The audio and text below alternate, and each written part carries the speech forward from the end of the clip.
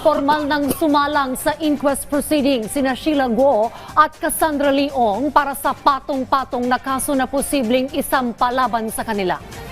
Mananatili naman si Ong at Guo sa NBI at nakatakda rin namang humarap ang dalawa sa hearing sa Senado sa susunod na linggo.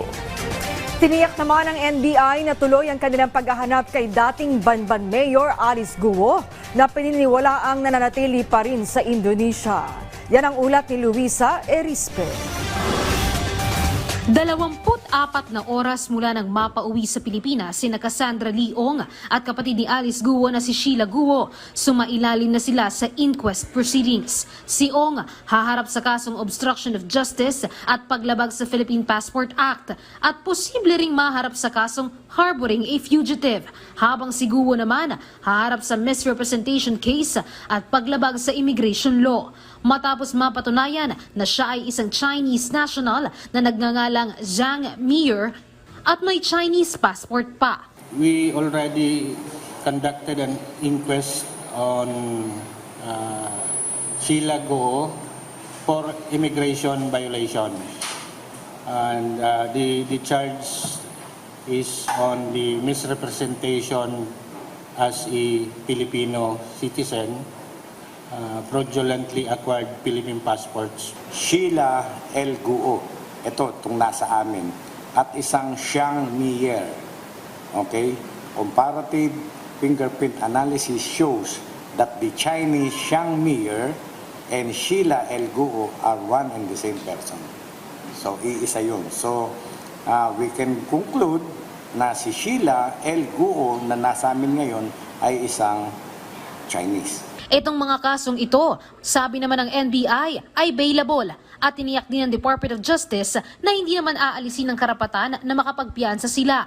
Pero paliwanag ng NBI, kahit na makapagpiyansa, hindi pa rin sila pakakawala ng mga otoridad dahil may arrest warrant pa rin sila sa Senado at sa Kongreso. There is a warrant of arrest issued, whether the court, whether the Senate, all right, or the Congress.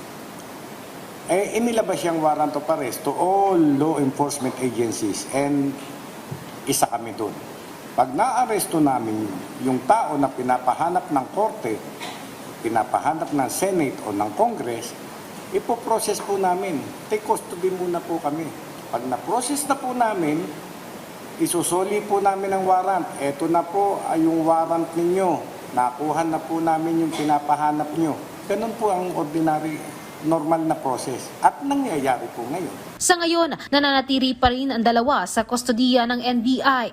Nangako naman ng NBI na sa nakatakdang hearing sa Senado sa Martes ay dadalhin nila doon sina Ong at Guo. Ipinaliwanag rin ng NBI na tuloy ang kanilang paghahanap sa dating alkalde ng Bamban Tarlac na ayon sa mga ulat, posible pa rin nasa Indonesia. Bagay na ayaw namang kumpirmahin at hindi rin itinatanggi ng NBI. Inaalam na rin nila kung paano nga ba nakalabas ng bansa ang grupo ni Guo at kung sino-sino ang kanilang mga kasabwat.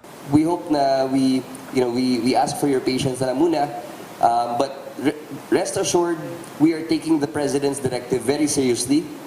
This is something that is of national significance. We understand how important this is to the country, to the President, and to actually the international community. Kaya po, hindi po tayo mapapahiya sa aming investigation. As the Director mentioned, we are doing everything that we can. We are turning every stone para po wala na talaga tayong, kumbaga, we will not regret. Tiniyak rin naman ng NBI na ligtas sa kanilang kustodiya sina Ong at Guo. Luisa Erispe para sa Pambansang TV sa Bagong Pilipinas.